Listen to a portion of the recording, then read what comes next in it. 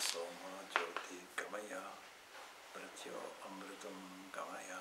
Lord, lead us from the unreal to the real, from darkness to light, from death to immortality. Since we're also studying the Bhagavad Gita,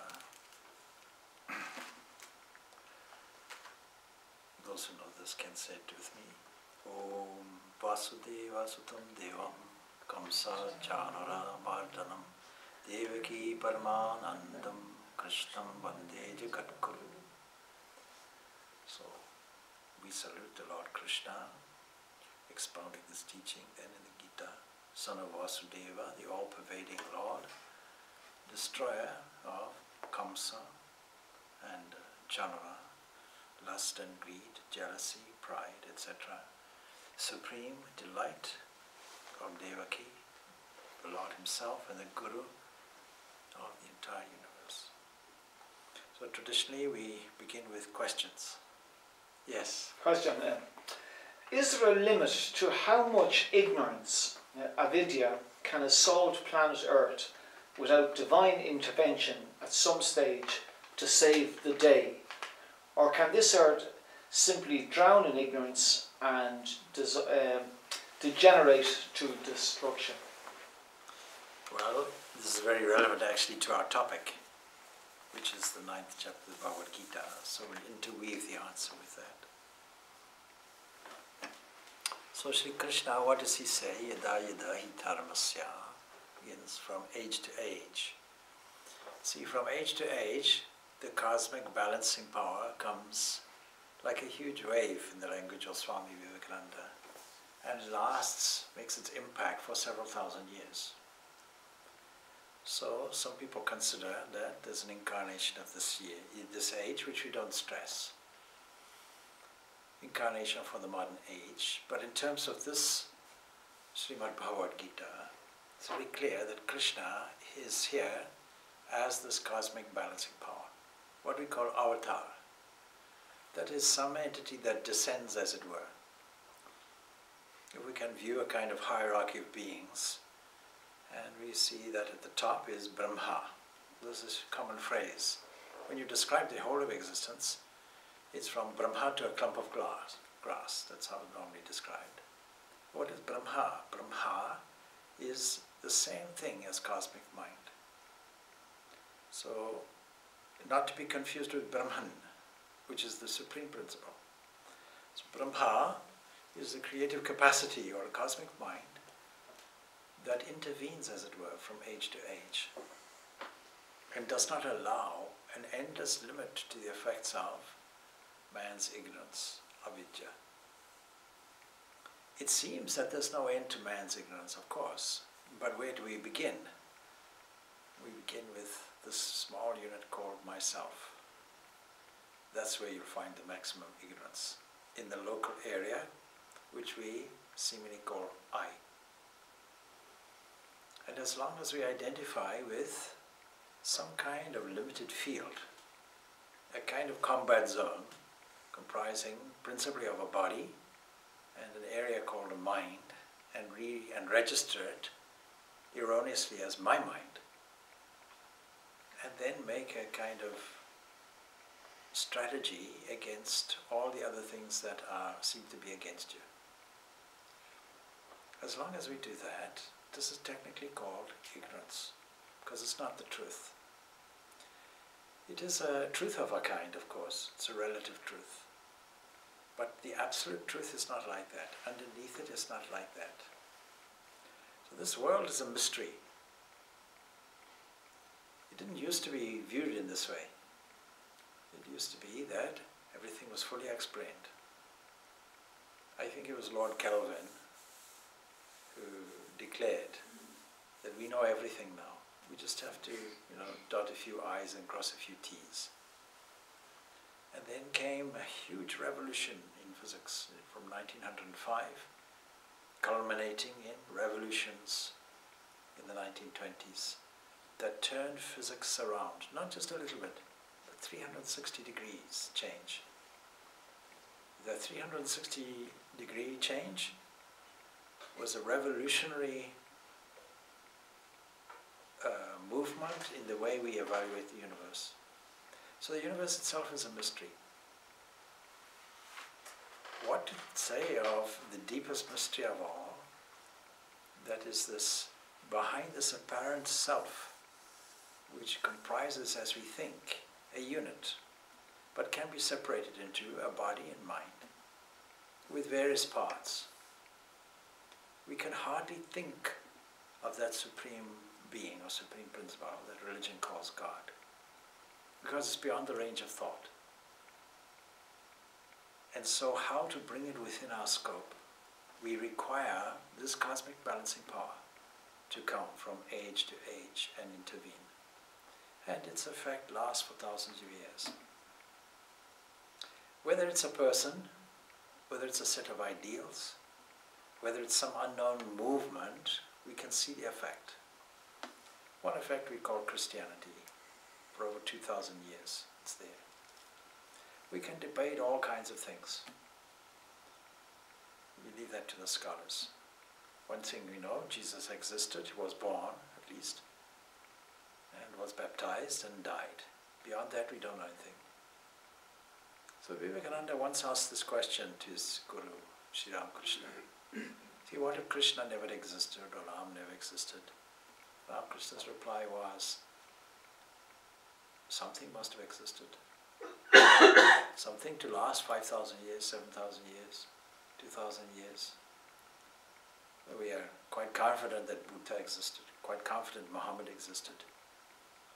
So should we rankle about the others? So what we see is that a cosmic balancing power, the Bhagavad Gita declares it itself, comes from age to age. Something comes down, descends, avatar, and makes its correction. Readjust dharma. But what do we mean by dharma? So the questioner has asked, about ignorance, and we assume that ignorance and adharma, as an effect, is the same thing. But should we take a critical point of view? You see, we could take a pessimistic view of current life, current affairs. It's extremely easy to be depressed. All we have to do is turn on a television set at news time, or a radio set, or watch the newspapers, highlight the news, which has a bias toward bad news. Because good news is not news at all, really. There has to be something dramatically bad. It doesn't highlight all the good things that are occurring in this universe. If we're not careful, we also won't highlight the Lord's glories manifest in chapter 7 of the Bhagavad Gita, chapter 9, 10, etc. These give over 50 examples of starting points that we can use that will take us and lead us to a blissful base from a glorious effect.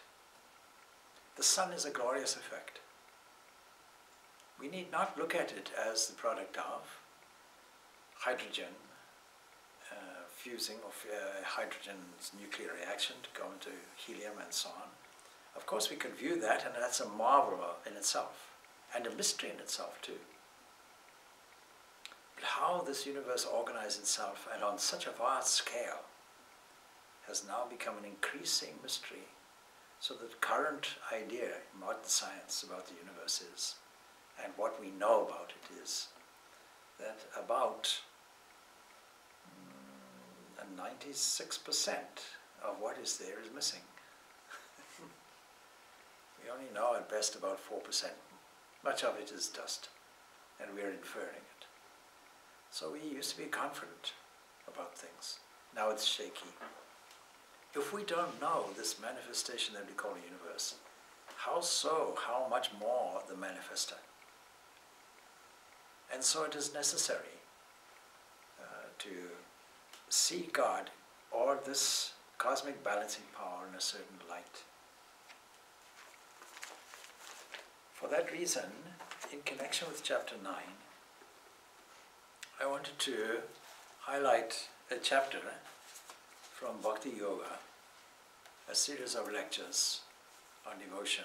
This particular subject is incarnations. And this is directly related to your question.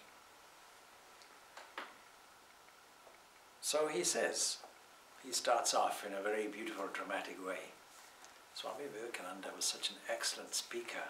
He would catch your attention within the first few paragraphs. He said, wherever his name is spoken, that very place is holy. That's his opening statement. How much more so is the man who speaks his name, and with what veneration ought we to approach that man out of whom comes to us spiritual truth? Such great teachers of spiritual truth are indeed very few in number in this world, but the world is never altogether without them. The world is never altogether without them. This is on varying scales. They are always the fairest flowers of human life, an ocean of mercy without any motive. Know the Guru to be me, says Krishna in the Bhagavad Gita. The moment the world is absolutely bereft of these, it becomes a hideous hell and hastens on to its destruction. It couldn't be plainer than that. Then he goes on, no man can really see God except through these human manifestations. If we try to see God otherwise, we make ourselves a hideous caricature of him and believe the caricature to be as good as the original. There is a story of an ignorant man who was asked to make an image of God Shiva, and who after days of hard struggle manufactured only the image of a monkey. So whenever we try to think of God as he is in his absolute perfection, which is not an easy route, we invariably meet with the most miserable failure, because as long as we are men, we cannot conceive him as being anything higher than a man. The time will come when we shall transcend, of course, our human nature and know him as he is, as described in the Upanishads. See? Without hands, without arms, without eyes, without feet, without mind, devoid of any characteristics that we know, beyond every concept, where the mind comes back together with words, that kind of idea. The time will come when we shall transcend this. But as long as we are men, we must worship him in man and as a man. That means as long as we feel a sense of embodiment. And talk as you may, he says, try as you may, you cannot think of God except as a man. You may deliver great intellectual discourses on God and all things under the sun, become great rationalists and prove to your satisfaction that all these accounts of the avatars of God are, as men, are nonsense. But let us come for a moment to practical common sense. What is there behind the kind of remarkable intellect? Zero, nothing. Simply so much froth. When next you hear a man delivering a great intellectual lecture against this worship of the avatars of God, get hold of him and ask him what his idea of this supreme entity is, what he understands by omnipotence, omnipresence, and all such terms, beyond the spelling of the words. He really means nothing by them. He cannot formulate as their meaning any idea unaffected, I should say, by his own human nature. He is no better off in this manner, or in this matter, than the man in the street who has not read a single book. So it goes on like that. He says, by our present constitution, we are limited and bound to see this God as a man. If, for instance, the buffaloes went to worship God, they will, in keeping with their own nature, see him as a huge buffalo. If the fish want to worship God, they will have to form the idea of him as a big fish. And men have to think of him as a man, as a person. And these various conceptions are not due to morbidly active imagination. Why is that? I'll add here, it's because these incarnations have come and come into a field who are attracted to them. That is why you have Christianity. There's no Christianity without Christ. That is why you have Buddhism around the ideal of perfection known as Buddha, the enlightened one.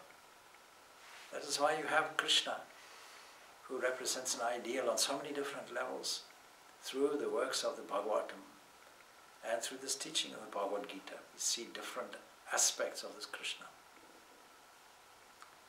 When we read the Itihasas, the historical accounts, the epics that are contained and come from ancient India, the Ramayana and Mahabharata, there may be some myths involved. There may be elaborations of stories that have been added throughout the ages, and so it should be.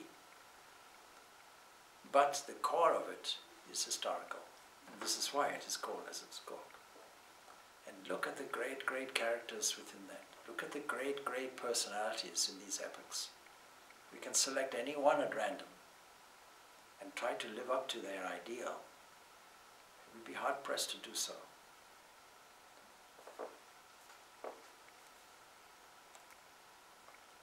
Two kinds of men do not worship God as a man, he says finally. The human brute who has no religion, and the Paramahamsa who has risen above all the weaknesses of humanity and has transcended the limits of his own human nature. To him all nature has become his own self. He alone can worship God as he is. Here too, as in all other cases, the two extremes meet. The extreme of ignorance and the other extreme of knowledge. Neither of these goes through acts of worship. The human brute does not worship because of his ignorance. And the Jivan Muktas, the freed ones, do not worship because they have realized God in themselves. If anyone between these two poles of existence tells you that he is not going to worship God as a man, kindly beware of that person. He is not to us any harsh, he is not to use against such a person any harsher term, an irresponsible talker. His religion is for unsound and empty brains. God understands human feelings and becomes man to do good to humanity. Whenever virtue subsides, and here he quotes the passage I've said, this yata yata hi dharmasya, and wickedness prevails, I manifest myself to establish virtue, to destroy evil, to save the good. I embodied myself in every yuga, in every age. Fools deride me who have assumed the human form without knowledge, my real nature as the Lord of this universe. Quoting here from this chapter. Such is Sri Krishna's declaration in the Gita on the incarnation. When a huge tidal wave comes, says Bhagavan Sri Ramakrishna, all the little brooks and ditches become full to the brim without any effect or consciousness on their own part.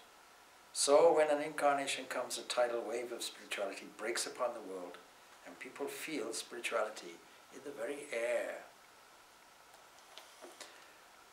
So that brings us really, because we skipped 1 week, back to a small review of where we started with the 9th chapter. Significantly, as we mentioned before, it is called Raja Vidya Raja Guhya Yoga. That is a royal science, a kind of royal knowledge. What makes it royal is a good question. Things are ordinary, but what makes it royal? The second part of this title is the clue to it. The Raja Guhya Yoga, that is, it's very subtle. It's very subtle and can be reached directly. In the previous chapter, 8th chapter, we found that we were given some options of progressive realization, but this is going to the heart of it. And quite honestly, this is the one chapter that emphasizes this incarnation nature of Sri Krishna. Even if we go right to the end of the chapter, you'd find a wonderful summary on the methodology that is recommended for this.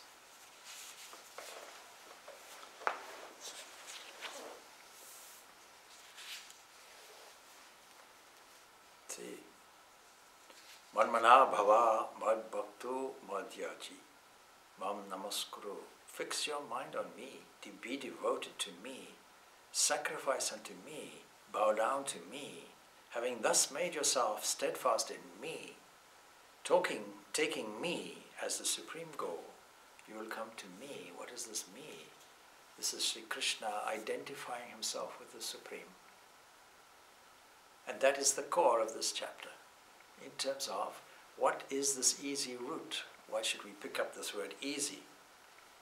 is because, just to remind you, that although the subject is very subtle, its royalness takes us to a universal truth that it is our birthright to explore and discover this inner entity which is the Supreme Self in you, in me, in everything, in every being.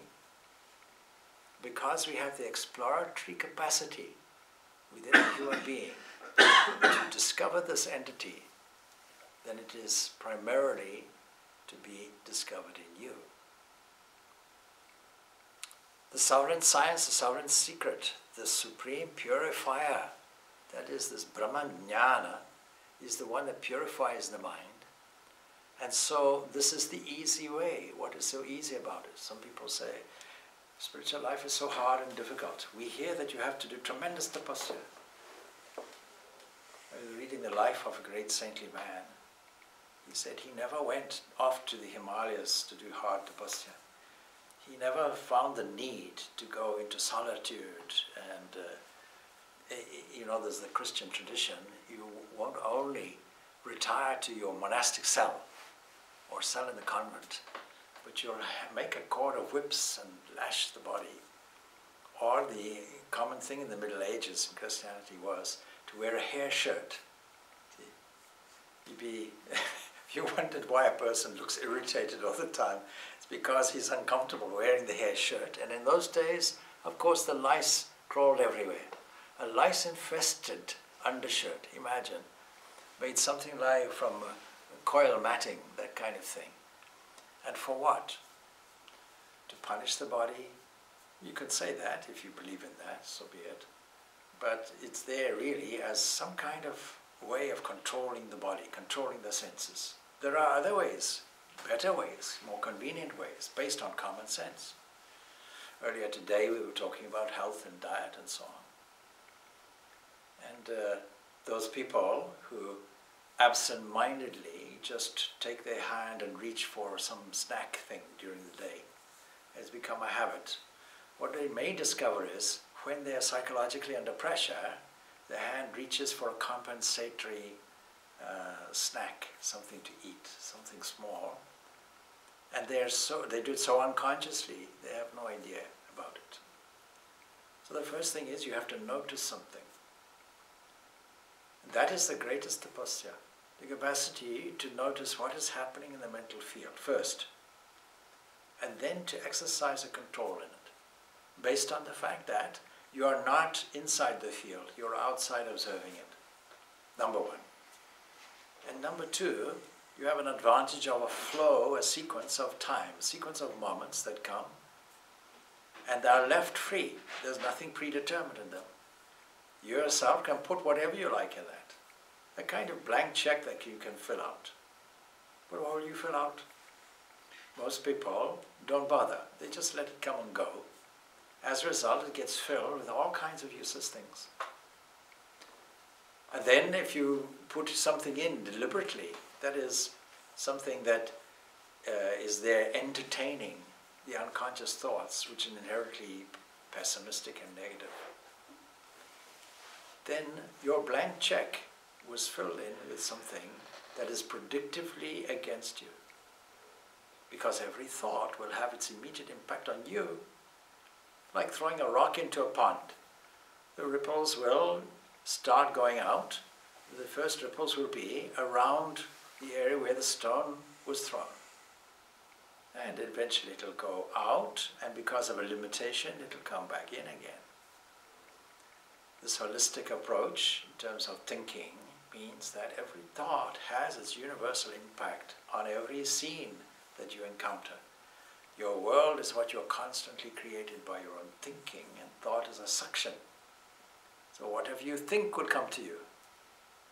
This is also discussed in this chapter 9. If you are a devotee, there was once a devotee in Zimbabwe who was a great, great devotee, but they happened to be a spiritualist also. They had a great interest in spirits. And of course, some people wanting to adjust this kind of attitude remarked, you see, if you spend all your energy thinking about ghosts, not only will you become a ghost, but all the ghosts will come to your area. You'll invite them all to tea. Would you like that? Surely should you take all this mental energy and direct it toward the blissful base that we call the Supreme Being, the Supreme Self in you, this divinity within, this Lord of the universe, this Krishna, this Rama, this Ram Krishna. So what is the easy way? Because this is picked up here, you see. It says, the sovereign science and sovereign secret, the supreme purifier, is this directly realizable in accord with dharma, that is, the thing that brings everything, knits everything together in a regularity, in a kind of sequence that becomes harmonious, where everything fits well together as it is designed. Very easy to practice. And it's that I picked up and made as a title for tonight. So, it's very easy. Susukham. Easy. Easy to practice. We all want something that is easy to practice. It doesn't seem it's easy to practice whipping yourself. It doesn't seem it's easy to practice a level of self-control that becomes a struggle.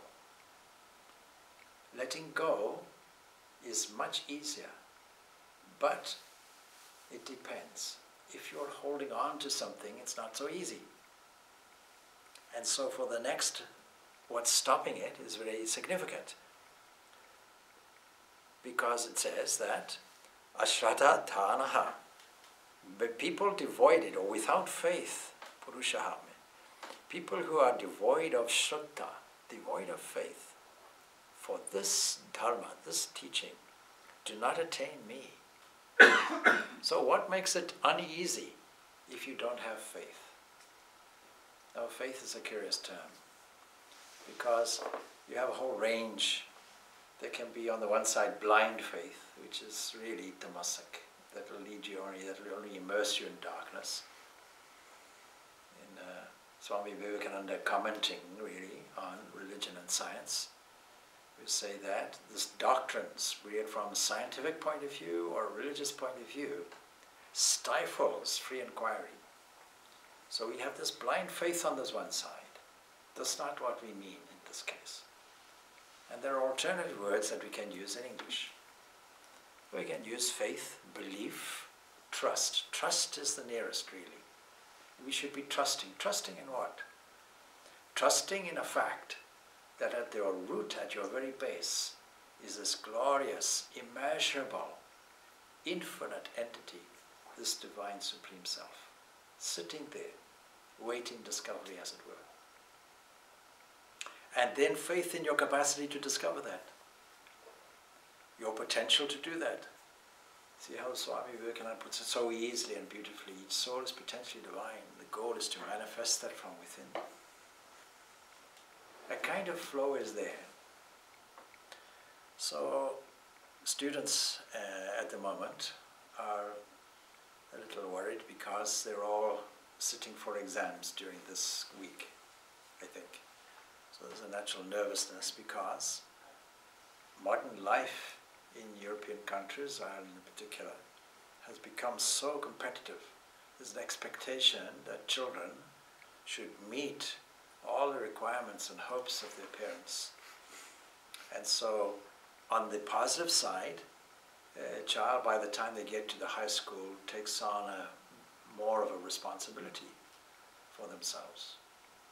But the educational system and exams in particular have put enormous pressure on. So is there another way? Well, there is, of course, because supposing you say, this is not all my effort. I can do what I can do and what I have done. What the exam is, just a test of the accumulation of your work over a number of years.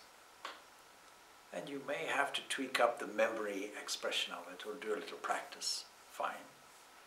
But you're testing not just 2 weeks, 3 weeks of cramming, you're testing, hopefully, a longer period of time. And where does all this knowledge come from? It comes from a flowing thing. Thought is a flowing thing. It arrives at your substation called individual mind. And the substation has a capacity to sort it and direct it. on the basis that you fundamentally can be an executive officer about it. Where does this flow come from? Is it not divine? Is it not coming from this cosmic mind that we've been talking about? Does it not arrive unasked? Is it not a fact that those people who have some sense of ingenuity say, it came to me, I didn't have to look for it, it came to me, from where? From outer space? An alien delivered it? It was already there, I tuned into it. This divine mind came to me and gave me the necessary requirement, what was exactly needed, and in every area supplying it, physically. You see, the Christian prayer is, give us this day our daily bread. You don't think God will supply it? Should we really ask for it? Should we be confident? Oh, you'll supply it anyway. Still, a level of prayer says that's a good thing, let us ask for it. But on another level, we can be confident and say, thank you for the daily bread. Thank you for this provision. So in another place, Jesus is careful to say, don't worry. Leave that anxiety at the doorstep, because the lilies of the field get clothed in more glory than Solomon's, and the birds of the air are fed. Like that. A spirit of letting go. What is renunciation? Is an attitude of letting go with a confidence, I am being looked after, I am being carried. If you give a parental aspect to this, you'll say, the mother of the universe is carrying me on her lap, or the divine flow is carrying me along, and I'm happy to relax and release and let go and be carried. Does that mean a total surrender, giving up your autonomy or your capacity to work or do or decide? No. It's the capacity to use the current that is being supplied. But to register this current is being supplied, free of charge.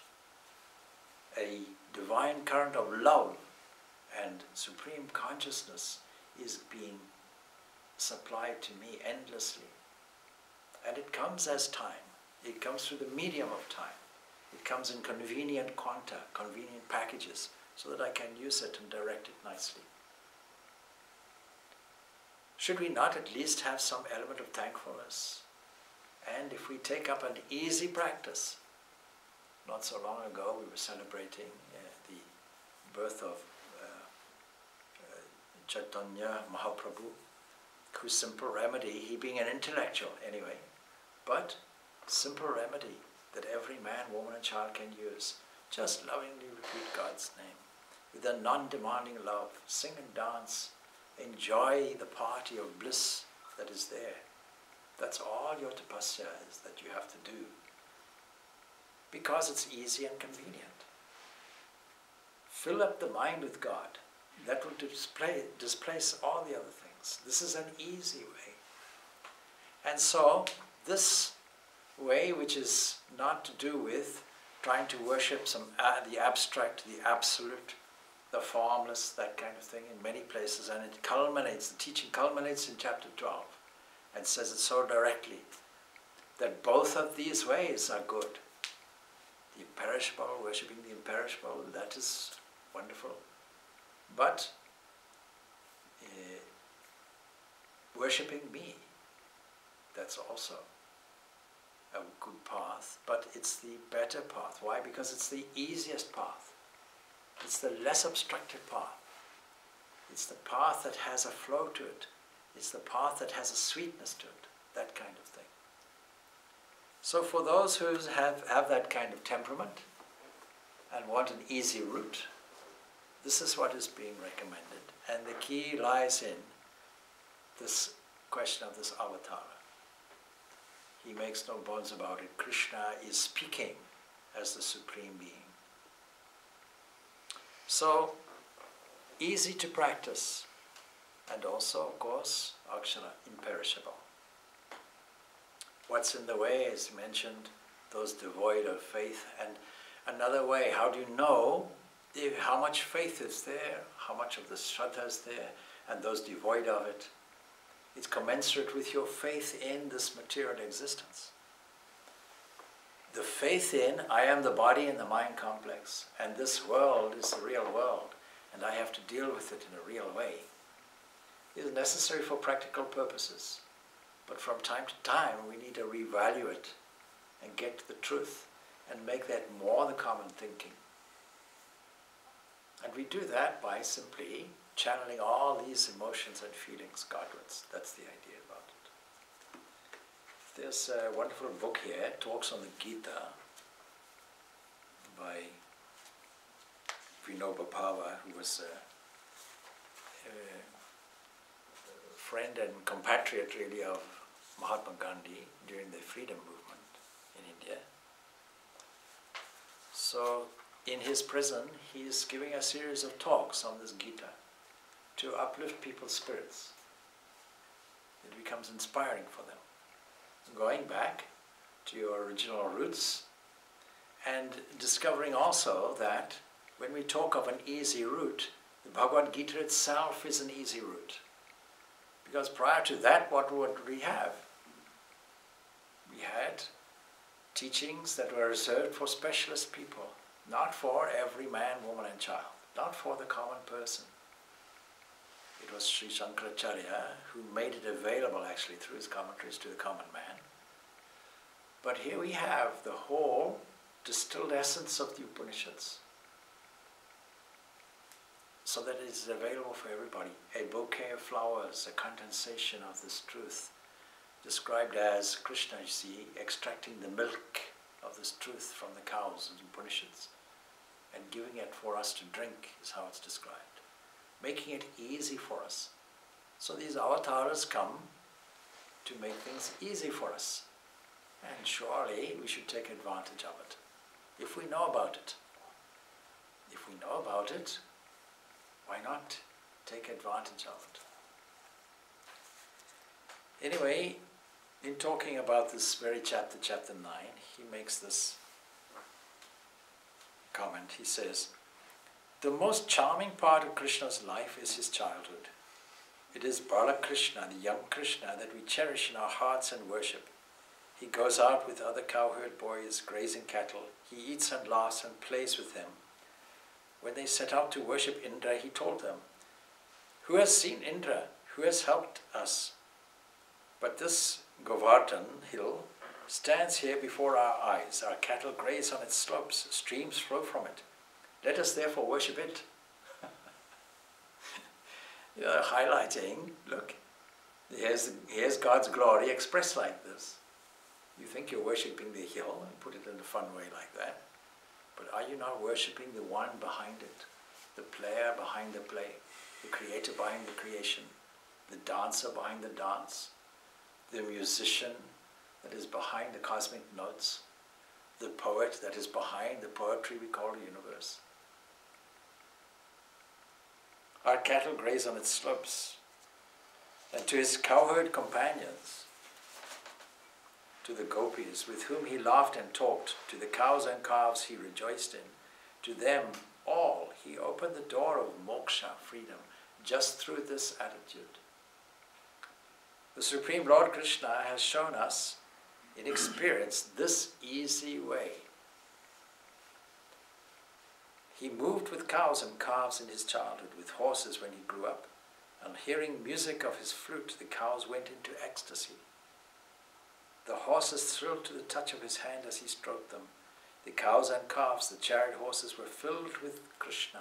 The beautiful way he puts it, filled with Krishna. They became one with him. Even those creatures supposed to be born in sin attained moksha. Sri Krishna made it clear that not only men but animals and birds had the right to freedom, to moksha. He proved it in practice in his life. And then he goes on, Krishna's experience was also Vyasa's too, and so on.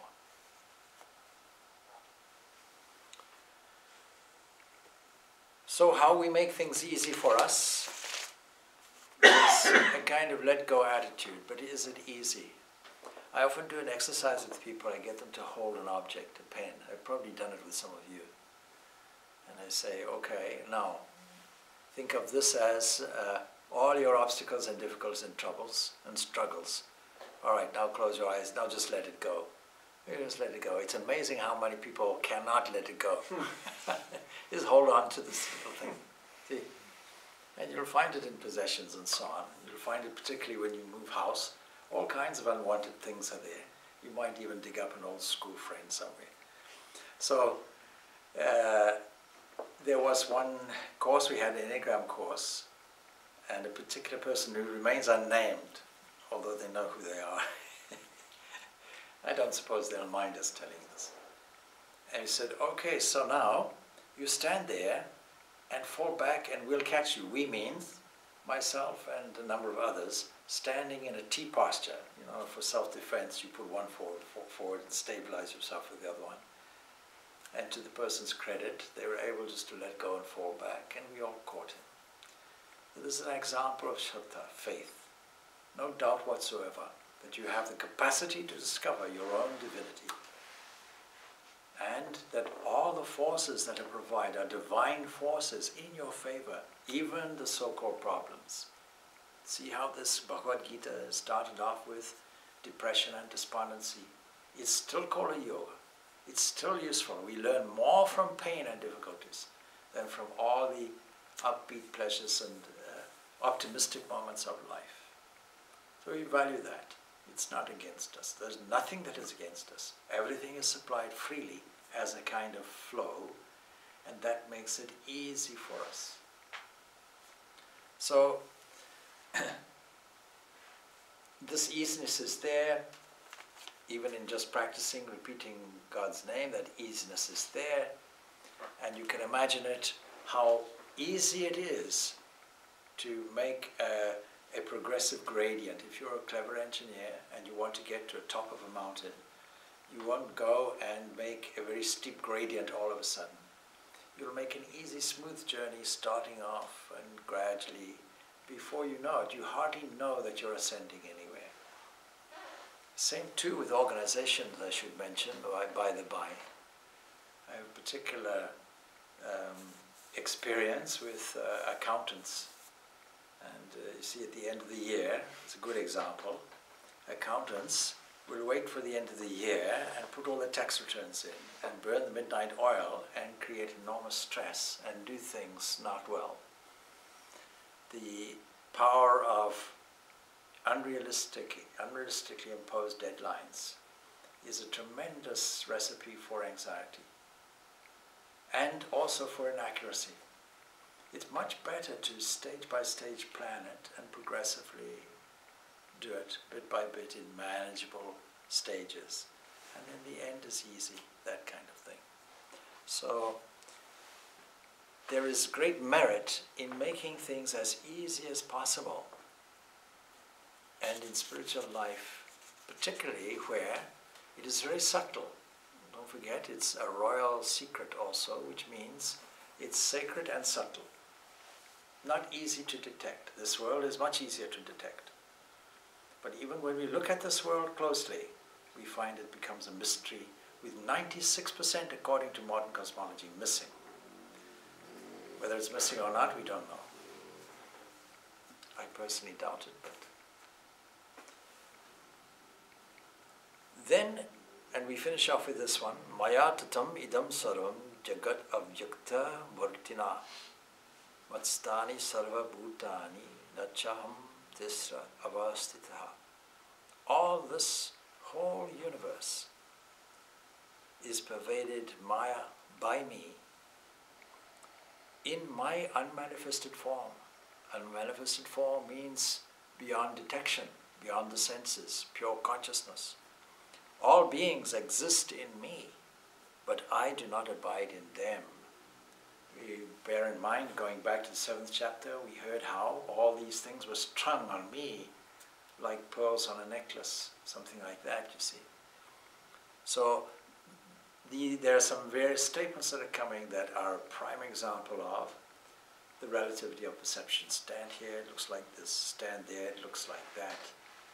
So it is completely incomprehensible to stand in one fixed position and get a fixed solution or answer to a question.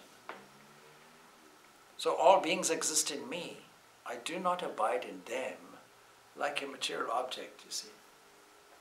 We have this inside-outside version when we talk about human objects, or material objects, I should say.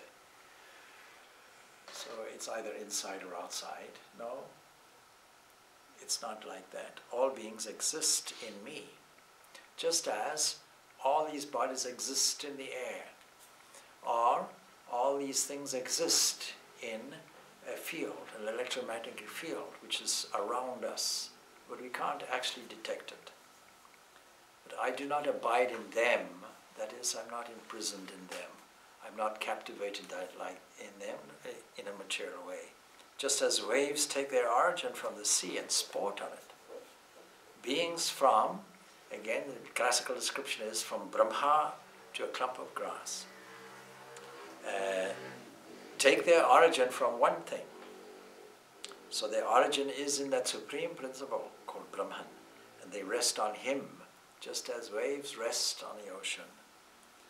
The sea is not contained in the waves. The waves rest on the sea. And so in this way, the unmanifest Brahman is not contained in the manifest beings like that. He is infinite, whilst these are all finite. We'll take up the next one next week, but we'll just mention it briefly. Nor do the beings dwell in me in different position. Behold my divine yoga, means Maya, bringing forth and supporting the beings. Myself does not dwell in them. Just like the sun does not dwell inside a mirror, or your reflection doesn't live in the mirror. All of this is just a reflection of this. So, while truly reflecting the objects placed before it, a mirror is an example, ever remains unaffected by its function. And in this same way, Brahman has the divine yoga power to bring forth the universe and the beings out of himself. There's no Mrs. God to do it. When a spider brings a web out from himself, he doesn't take the cooperation of a Mrs. Spider. He does it from himself, it comes out. And this is the grandeur, uniformity and precision and plan and purpose in projecting, preserving and withholding this universe. But Brahman, that supreme entity, is ever himself in the midst of this great sport. So he's unattached, unaffected by all the phenomena that we see and understand. And so we'll leave that off for this week, and we'll go on next week and pick the subject up. It's a short chapter, but bear in mind that it culminates in this wonderful statement. Fix your mind on me, and the more we're able to practice that, the easier it becomes. Om Shanti Shanti Shanti. Peace, peace, peace beyond the